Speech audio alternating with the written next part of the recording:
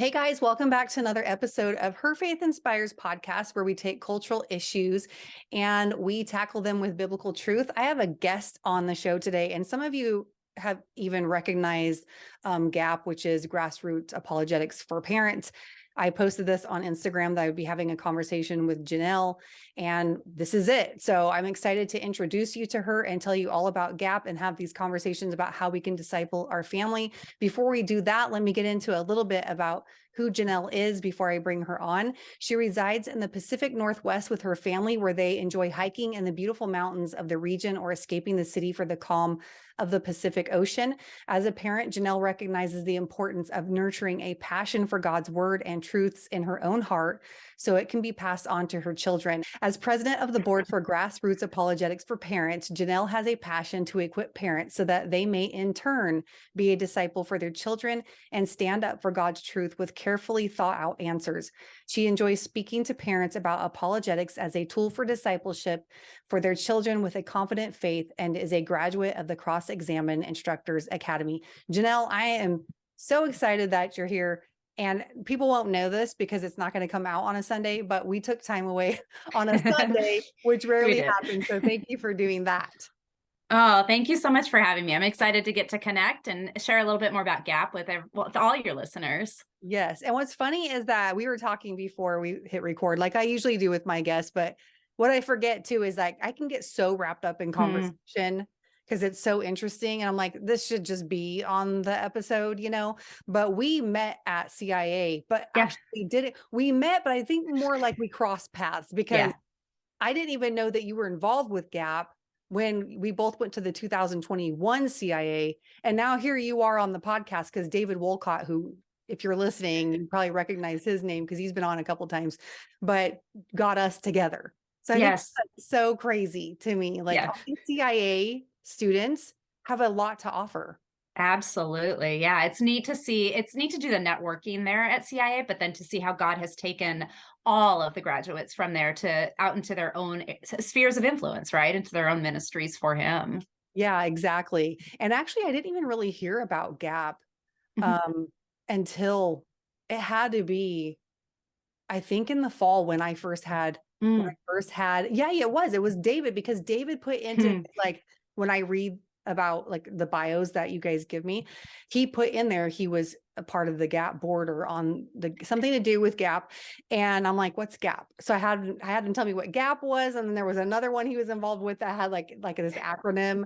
And so he's like, oh, it's Grassroots Apologetics for Parents by Mhm. Natasha Crane. I'm like, what? I didn't not know this. So Yep. this stuff's even new to me. So that's why I'm excited to have you Yeah. and discuss it. Because I always talk about apologetics, but this is specifically helping and equipping parents. So we're going to get into that. So you're involved with GAP. You're not just involved, you're Yeah. on board, right? Correct. Yeah. Yeah. A little gap history when Natasha Crane rolled out her first book, Keeping Your Kids on God's Side. She did I believe it was a read along for the launch team.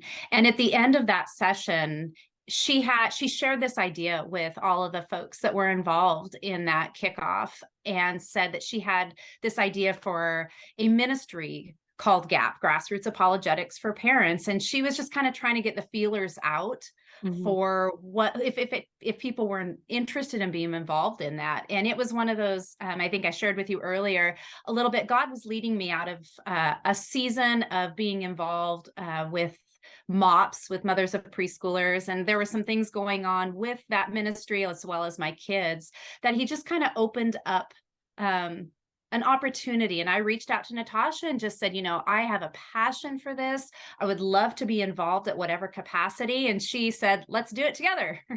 So it's been just a beautiful, that was 2018 was when we first launched GAP. So it's just been over the years. We launched it with the idea, the scope, the vision, the mission. And then, through COVID, because GAP, and I'm sure we'll get into this in a little bit, but mostly it's chapters meeting in person. So through those COVID years, it really put a damper on the growth of the chapters, but now we're definitely seeing that trajectory launch again with people just with a desire to become equipped, to equip their kids. Ooh, I love that. Yeah, we will get back to that because I Yeah. specifically have a question on that itself. So speaking of about like going this way of parents discipling their kids, Mhm. before we get into like what GAP does and how you guys help equip parents to do that, why is it important for parents? I think it's Mm. always been this assumption that we'll take our kids to church, and not every parent thinks this, so I don't want to lump every parent into this Right. whole group, but our church will help disciple them. This Yep. children's education, Christian education will disciple them. The youth pastor will help disciple them. Why is it important for parent to be leading that discipleship instruction for our kids? Yeah. Great question. You know, I work at a Christian school, a private Christian school. And in that realm, we kind of talk about often the three-legged stool analogy. And I don't know if you've ever heard that Mm-mm. analogy, but it's a three-legged stool. It comes together. You have the Christian school, the parents, and then the church. And between the three of those, you expect this foundation or a strong Christian faith in your student because of the three areas that are discipling.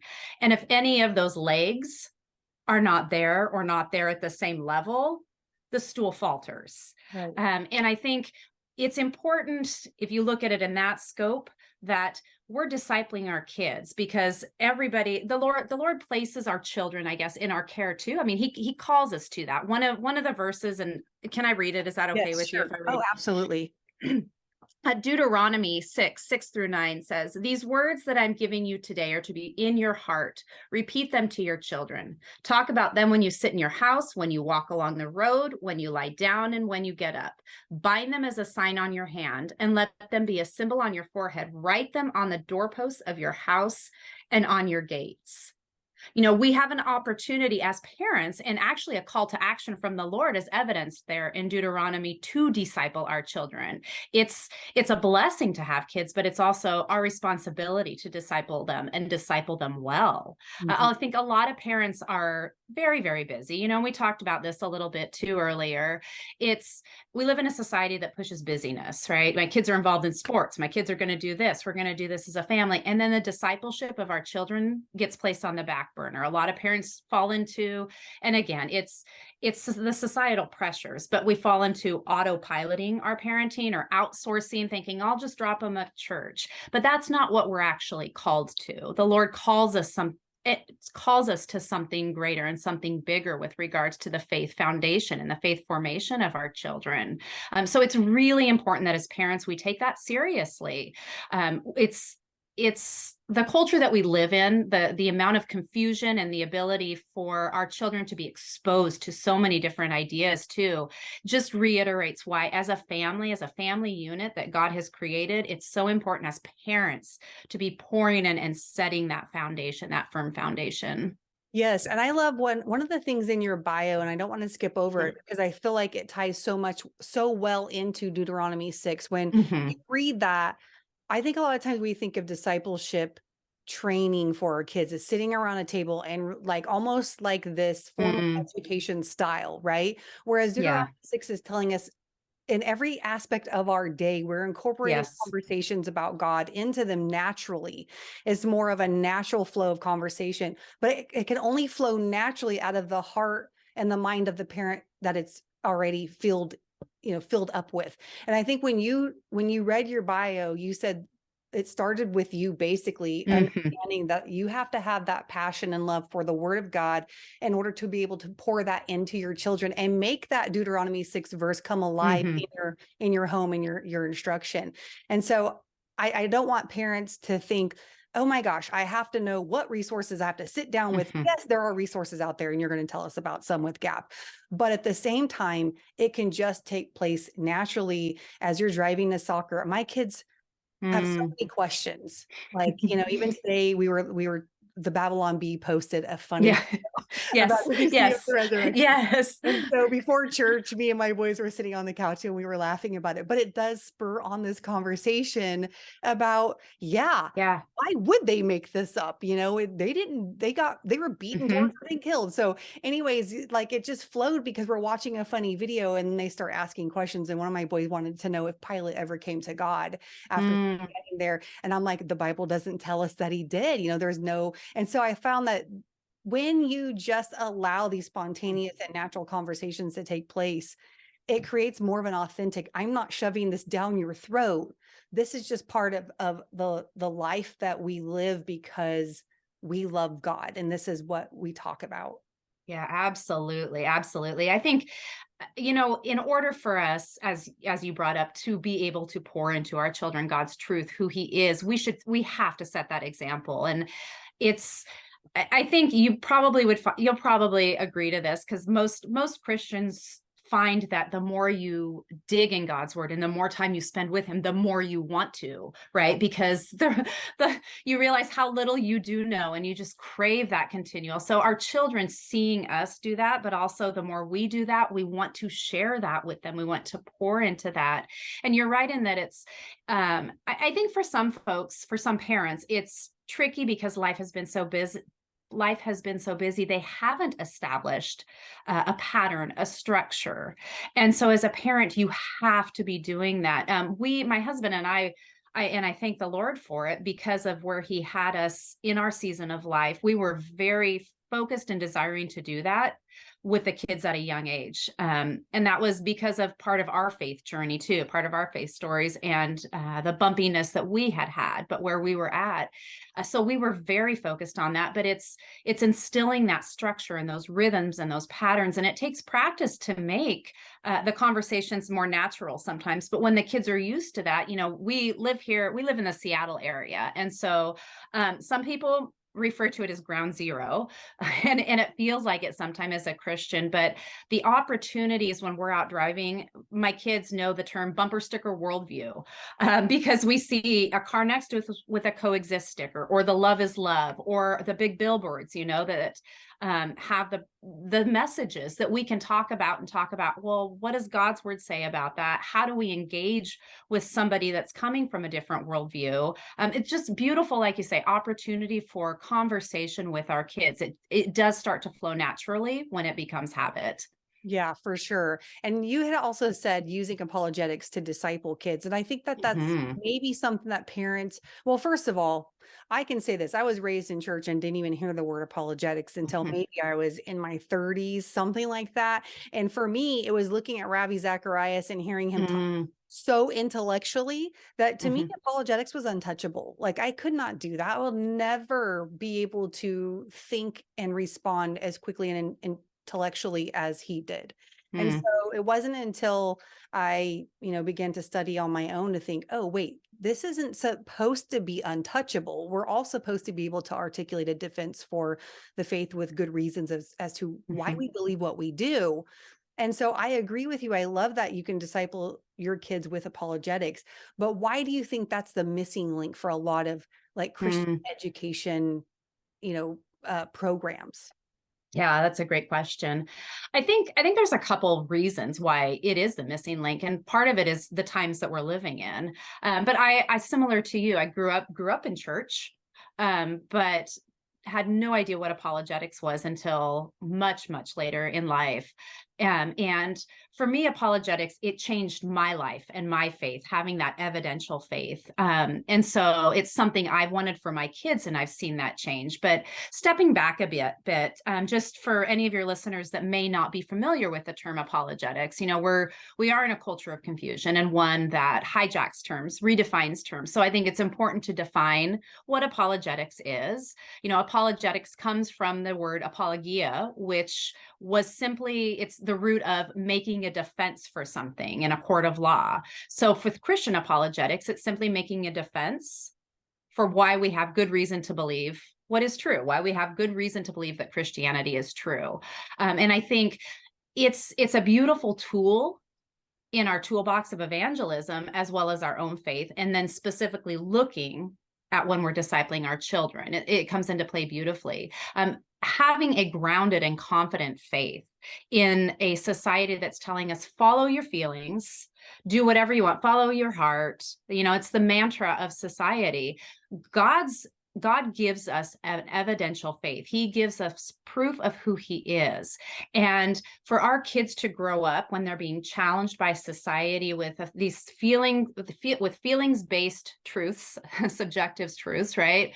It's so important for them to be grounded in having an evidential and confident faith in God's word and God's truth. Yeah, I agree. I think sometimes too, from a kid's perspective, I didn't grow up in this technology world. Hmm.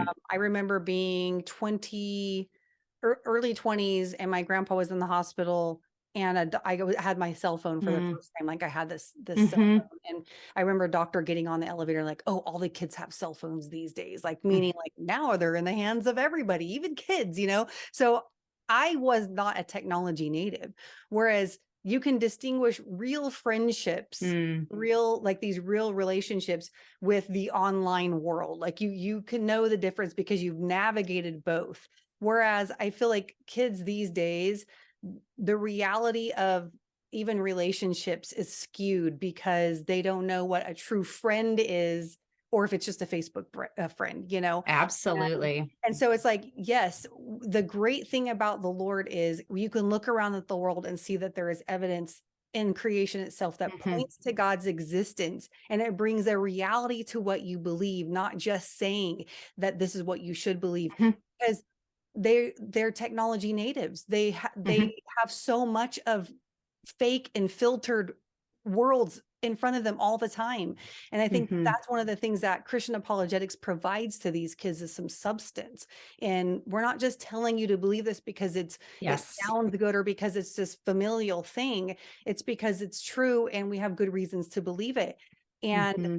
I think that that means a lot these days for in our society and our culture, even with adults, but even more so with our kids and the Hmm. generation that is coming up. Yeah, absolutely. You a technology native. I haven't heard that term before. I really like it because it's true. It's our kids may not even be searching for a reason to doubt their faith. If they grow up in the church and they're going to church with us on Sundays, on Wednesdays, it's in the home and they're not looking for a reason to doubt, right? But they are exposed to so much technology wise that it's just a mouse click away. It's just a meme away that pops up on an Insta or Facebook that can cause them to doubt their faith. You know, I'm going to share all kinds of good stuff with you if that's okay. Get it, girl. I'm There's ready. there's a quote from William Lane Craig that I just think it's so beautifully stated by him. Christian teenagers are intellectually assaulted with every manner of non-Christian worldview, coupled with an overwhelming relativism. If parents are not intellectually engaged with their faith and do not have sound arguments for Christian theism and good answers to their children's questions, then we are in real danger of losing our youth. It's no longer enough to teach our children simply Bible stories. They need doctrine and apologetics. And I Mhm. think that's just so beautifully stated to what we have to be doing and what we should be doing as parents. It's again that call to a Deuteronomy 6 family culture, equipping our kids at every turn of God, his truths, his promises. And apologetics is that supplemental that comes in of why I have good reason. It's not just the what, it's also the why I have good reason to believe what is true and equipping them to engage with culture today. Sure. I love the fact that, you're so passionate about this, but we're talking about our kids, right? Mm-hmm. You cannot be passionate about your kids. What can you be passionate about, really? Yes. And Yep. you see, the world is not neutral about this. They Mm-hmm. are coming into the schools and Yep. telling our kids that boys can be girls and girls can be boys. We're talking about fundamental truths being completely destroyed and the rug Mm. being pulled out from underneath them. And we have to be passionate about that Mm-hmm. and enter into this fight for the hearts, souls, and minds of our children. And one of the things I see often, because now that I've co-written Let's Get Real with Yeah. Dr. Frank Turek, and we're finishing up Is Hell Real? And Mm. getting some flack from that, because, and I knew it. Hmm. I was telling the team, like, we're going to get flack from this. They're going to think that we are, how cruel can we be to talk to kids about hell, etc. And I was kind of prepared for it. I knew it was going to happen. But what surprises me is that you have some, even in the church, who don't want to push these Yeah. doctrines onto their kids. And then you hear the word indoctrination and everybody's like, oh my gosh, they're all up in arms about it. So I Mm. love that you said the word, like we have to teach them doctrines, because people are going to ask that, wait, what are we supposed to indoctrinate our kids? So I want to talk to you about that for just Yeah. a minute. Should parents be concerned that their kids won't find out what they believe about God and the Bible if it's quote unquote shoved down their throat? Mm. And should we be concerned with that word indoctrination when we're talking about teaching them biblical truths and, good reasons for the faith according to Christian apologetics and things like that? Mm-hmm. Oh, that's good. Good questions. Yeah. I think, as parents, we should be creating a safe place for our kids to ask questions, right? That's one of those, we want to be the experts. We want to be the people that our children come to, that trust. Cultivating those conversations to allow them to have doubts. I think, it's very clear biblically, like with Thomas, right? When he doubted, Jesus didn't shame him. Jesus encouraged it and then gave him proof, right? He said, let me show you. And so as parents, I want my kids to question in the safe confines of our home. I want them to be able to think critically through things. If they have doubts, I want them to doubt while they're under my roof. Mhm. And granted, I can't fully control that, but I want to work through those things with them before they're launched into the world, and doing that in a not safe place, in a place where they haven't grappled with these things yet. It's just like when we're training for a marathon. When somebody is training for a marathon, you have certain things you're doing because you know the challenges that are ahead. You're able to equip yourself to meet the desired challenge that you're going to encounter. And our children's faith is no different. Mhm. They can't ride our coattails, unfortunately, because life would be a lot easier in some ways if I could just have the faith for them. But I also am thankful that I can encourage them to grapple through things. I know what the challenges are, or we know what the challenges are as parents for what we see on social media, what we see in the world, what we see going on in the public school sphere. And we can equip our kids based on their comprehension level. God has given them to us as the experts, as their parents, right? To know maybe my 6-year-old's comprehension level isn't the same as my brother's child, 6-year-old, right? So as parents, we know, but we can be engaging them in these topics and equipping them so that when they are launched, they've grappled, whether it's something specifically with their faith and with biblical evidence or evidence for God, or if it's something like the issue of pain and suffering, right? The problem of pain and suffering, if they've grappled with that. And I think, in our household, my brother lost his wife tragically, suddenly, and left him as a single father just a number of years ago.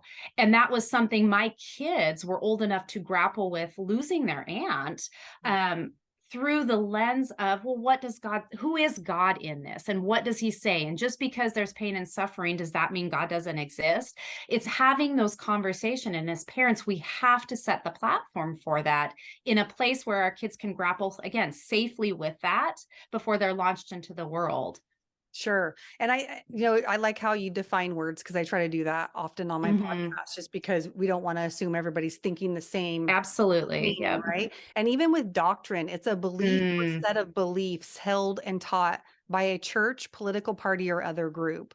So when mm-hmm. you think about it, if you go to a public school system, your kids are being indoctrinated. Yes. If Yes. you have Absolutely. another religion, if you're going to another, a mosque or whatever, you're being indoctrinated. And what you Mhm. really want to do is say, that's why one of the things I appreciate with, about Natasha, who kind of taught me to do this with my own kids, is Mhm. while we're watching something, and I think Avatar is one of the best because I enjoy watching Avatar. Yeah. And, some people that I used to go to church with were like, we don't know about Avatar, because do we want to watch it? But everything becomes this teaching tool where you pause the video, Yes. ask the kids, what worldview are they promoting? Yes. And my boys get super annoyed with it. Like, Yes. let's watch a movie without, but it's like, I love it because it's not like you're saying believe Christianity and we're only going to be exposed to biblical things, Yeah. because you'd have to take yourself out of the world. I mean, come on, Mhm. that's not really preparing them.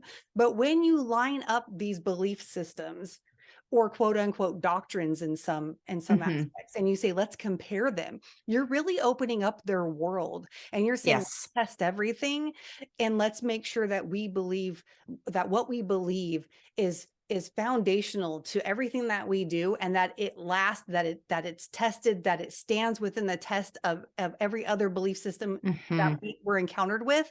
And that's what helps the kids become more confident in their faith, not Yes. because Yep. you told them, but because even in your, being your exposure to movies or books or other ideas, no matter what they are, bumper stickers, like you said with your kids, billboards. My boys will point out the love yourself billboards Yes. all Yep. the time. And it's like, that's what's helping them test their own beliefs as well. Yep. It's not, you're teaching them how to do it. And so that's why I feel like if you want to say, isn't it wrong to be indoctrinated? I think you need to say, what do you mean by that? Let's take a look at what that looks like. And are we indoctrinating kids, our children with these beliefs? Yes, but why?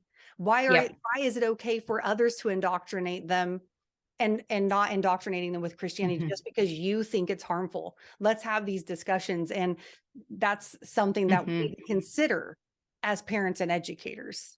Absolutely. Absolutely. I think, the critical thinking skills are so important to be imparting to our children. And in order for, really to complete the Great Commission, right, that we're called to make disciples of all nations, our children and us need to be engaging with people with differing worldviews. And the best way to do that is to ask questions, but also to know, okay, what does this worldview believe, right? So our children need to understand what Christianity believes, why we believe it's true, so they can grow up with that grounded, confident faith being their own, question things. But we also, as you alluded to, pull in other worldviews and say, what does this worldview believe and why doesn't it line up with reality? What's different from this worldview than Christianity? And why is that a self-refuting statement, right? When you see something on a billboard that doesn't, if they're promoting a worldview of relativism, why that doesn't line up, why they have to ultimately veer from their worldview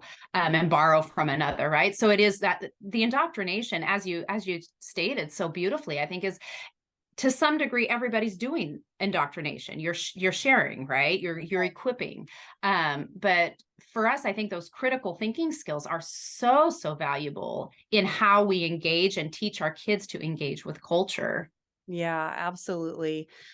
So now that we've talked a little bit about this, and we are going to talk about this rise in, I think, you guys getting more interest from parents. But before we do, what is GAP's focus? How do you guys help the typical family? I love that it's not like that it's kind of in person with the people that you're, because we have to live in community. And I think even more so as we see like the world getting the way that it is, turning the way that it is culturally. Because I know a lot of parents feel ill-equipped because I hear say that. Like a lot of people are just afraid to open their mouths because they're afraid, I don't know what to say next. So how are you guys equipping them, and how does this look for these families? That's great. Yeah. I think we're all familiar with the 60% statistic, which the trajectory continues to rise on that 60% of youth are walking away from the church, right, when they reach their late teens, early 20s. And one of the great things that we've found through those studies, besides just the numbers, is the reason why. Right. And that reason why is because they're doubting their faith. So then it's knowing, here's the challenge. What do we do about it? And when you have parents that are saying, oh, this number is frightening, but we also have the added layer of, but this is why, then it's, what can we do as parents to help? And again, it's not, oh gosh, we want to get the number down to 30%. It's salvation issue here, right? We want our children to be bold believers of Christ for their own faith, to be disciples for the Lord.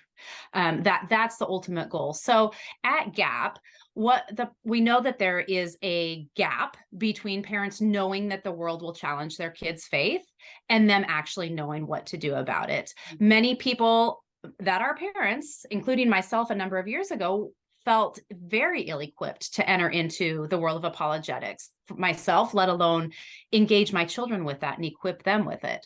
So what GAP desires to do is to come alongside parents, and really we invite anybody working with kids that desire to gain an understanding of worldview and apologetics with like-minded believers, right, to be able to then go out, engage their children, equip their children to engage with society, to engage with culture, and to understand why we have good reason to believe that Christianity is true. So the great thing about GAP is it is mainly in person, but over COVID, as many good things did come from that season, but we have a number of virtual chapters now for GAP too, which is really cool. But we do base we do base our overall setup as an in-person chapter. So we have what is called a parent ambassador. And a parent ambassador does not need to be an expert in apologetics. We want to keep the barriers to entry very low. It's just somebody that has a passion for apologetics, realizes the importance of it, and wants to do something in their church, in their local area, to bring folks together and get equipped together. So a parent ambassador is the person at the church level for us. And they pair with their home church to host a GAP chapter where there are regular meetings for the GAP chapter. They come together.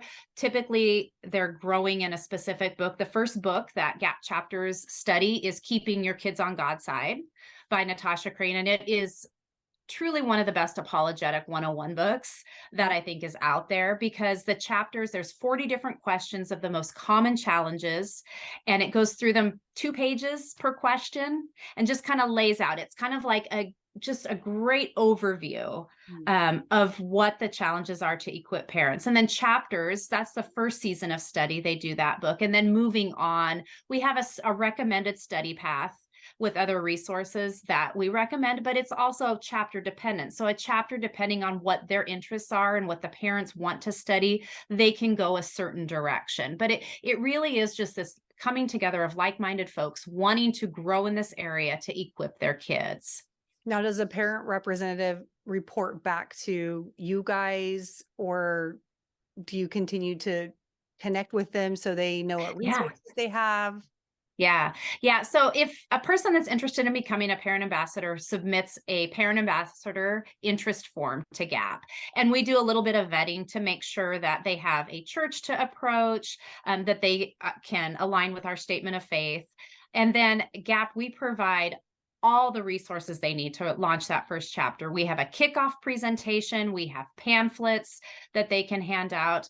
We have promotional materials for them to post up and invite people to join the chapter. We provide a leader's guide for the study so that they can determine, what best. We provide like a 10-week, a 12-week, and a 20-week structure covering that material. And then we have a private Facebook group, as well as interactive and live Zoom sessions at a regular basis to just really help equip our parent ambassadors to help them have a successful and effective chapter. Gosh, I love that. That is so awesome. Hopefully, I hope that I would have loved to have done that before I left California too, where I was at, because we moved here to South Carolina and we're involved in our church, but not as much over there at the moment, just because everything's so new.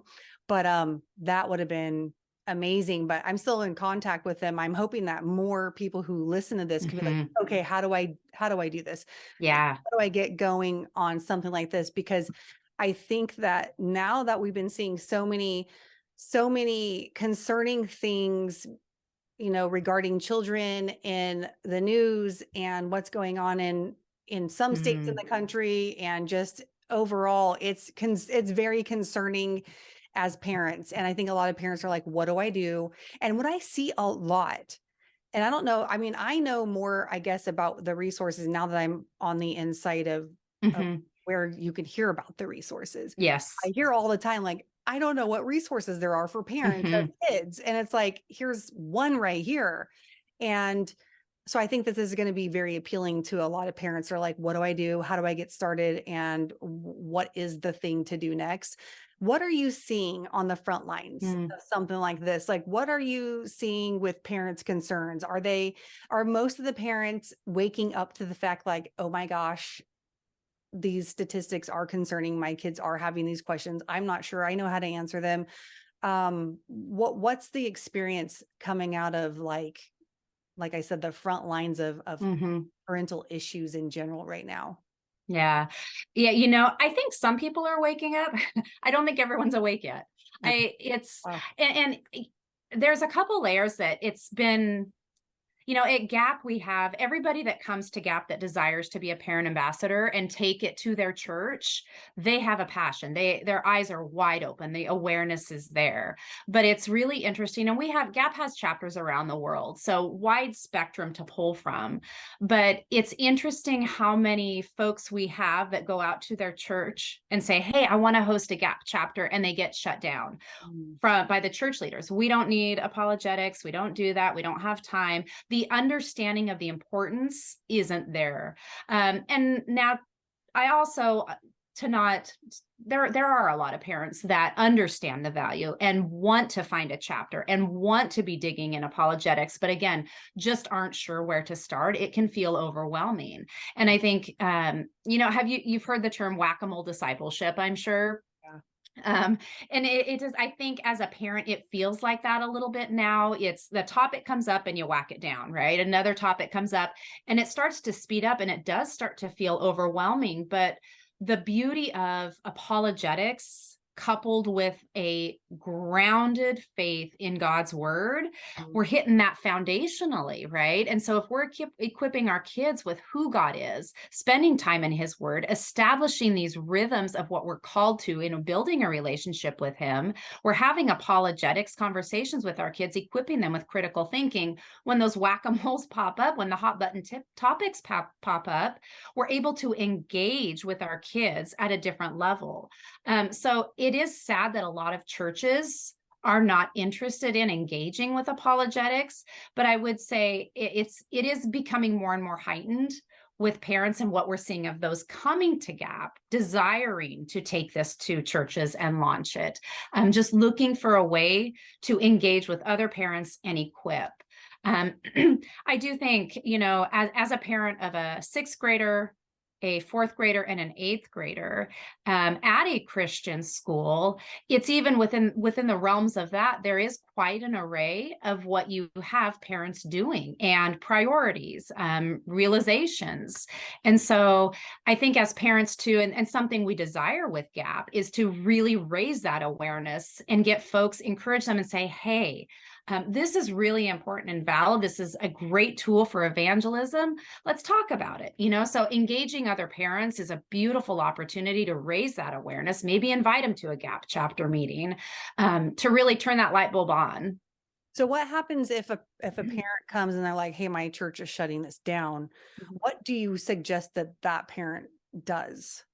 That's a great question. We have some additional resources. Sometimes we say, why are they asking or why are they saying no? Do they not understand what Gap is? Because a lot of churches, pastors are busy, right? So you have somebody come and say, hey, I want to start something. And a lot of pastors just are like, no, we can't take on anything else. And that's one of the reasons we set Gap up the way we did. With the parent ambassador and the Gap ministry does everything. The church just provides the facilities. They don't need to be doing anything. So we want to make sure that the parent ambassador is letting the church know that really it's hands off. You're just providing a facility for us to meet and grow. You guys don't have to invest too much additional time. Sometimes it is a situation where the church leaders are just saying, yeah, we're not interested in that at this time. We don't see the value in that. So we do recommend then that a parent ambassador find another church in the area, pair with somebody they know that is that is attending another church, right? And maybe they can launch a chapter at a different church. What's huge praise to the Lord, right? Too, because we do have parent ambassadors that joined in 2018 and they've been looking for a path, waiting for a path on that. And in God's timing, there's folks that are finally now, whether it's their home church, the timing's right, or they have found a different location to be able to launch a chapter. So that's exciting to see too. People that are really dedicated to the cause and see the importance of it are continuing to pursue that in God's timing. Okay, so one last question about this. So say a parent is like, I really want to get involved. My church is shutting it down. Do they have the option to join like one of the online groups? Okay, so they won't just be Absolutely. like, wait till you can get something going. They can actually join now and get that support.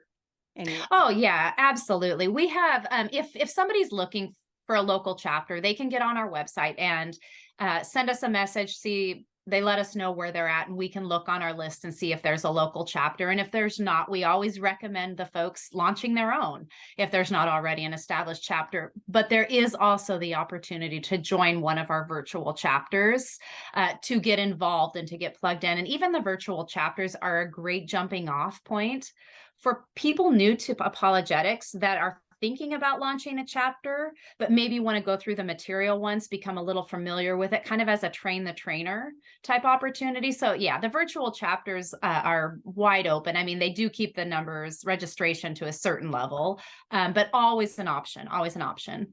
That's awesome. Well, this is great because I know this is going to provide an added resource for parents who are like, I need to know what to do. And Mhm. your kids on God's side, I have Natasha's book, and I just read Faithfully Different, obviously, Yes. not like a few months ago too. So she has some Yeah. great stuff. And like I said before, I think before we push record, she is one of the most clearest thinking Mm. apologists, and to be able to articulate the things that she thinks so eloquently. I mean, sometimes Yes. my thoughts are like faster than my mouth. I'm Yes. like, what was I gonna say? I'm with you. So Yes. yeah, so I'm just like, if you're going to learn from someone, this is a great person to learn from.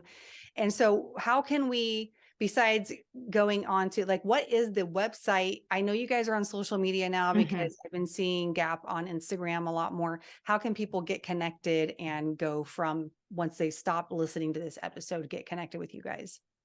Yeah, we're getting caught up in the world of social media finally. Oh, We do. We have a great gal that has joined our team as our social media coordinator, and she's just doing a wonderful job awesome. uh, getting Gap promoted and getting linked up with some of the other amazing ministries that Sure. are doing great things as resources for parents. We do have, so yeah, our website, grassrootsapologeticsforparents.com. We also have a Facebook page under the same name and an Instagram page. Great places to follow to stay up to date on what we're doing. We do have a couple PA info sessions coming up in April. We start in the spring to really look to the fall launches of chapters, because fall's always kind of a big push for us. It's a great time for new chapters to launch. So we have a couple of our general informational sessions coming up, and that information can be found on our Facebook page or Instagram, for folks to just come to a Zoom session and hear a little bit more about what GAP is, what it looks like to step into the role of parent ambassador. They hear a little bit about the resources that we have to offer, as well as from a few subject matter experts that are parent ambassadors that have launched chapters. One of the things we really want to emphasize with folks that have a passion for apologetics in this area is that you don't have to be an expert, and there's no cookie cutter size. You don't need a church with 300 or more attendees. You don't need, I mean, it can be molded to different settings, because our desire is to reach parents, to equip them and help them feel confident and have these conversations with their kids, to go out and make bold disciples, for the Lord. Mhm. So yeah, I would check our Facebook page, check our Instagram, find us on our website, and submit a general interest form if you have a general question. And we're pretty responsive. We're all volunteers, so sometimes it takes a couple days to hear back from us. But I would encourage anybody that even has an inkling that maybe doesn't want to submit an interest form yet to join one of our upcoming informational sessions. That's awesome. Well, Janelle, thank you so much for all of the Mm. information. Thank you for volunteering to do this and helping parents. I mean, um, I love when people just are there doing what Mhm. they're doing because they're passionate about it. Again, you're volunteering and you're here on a Sunday taking time away from your family because you also work during Mm. the week. So that's something to be commended. I just want to say thank you for doing that. Mm. And for those of you that are listening, I will have all the links in the show notes for you to just go click wherever you want to follow on Instagram, on their social media, get connected, get Natasha's book, or, make Mhm. sure you have that ready. So whatever, you can be prepared. And if you have any questions for myself or Janelle, I'll leave all of that information in the show notes as well. And I'm really excited about getting this information out about GAP. If you have any questions for me, email me at hello@shandafulbright.com, and I will catch you on the next one.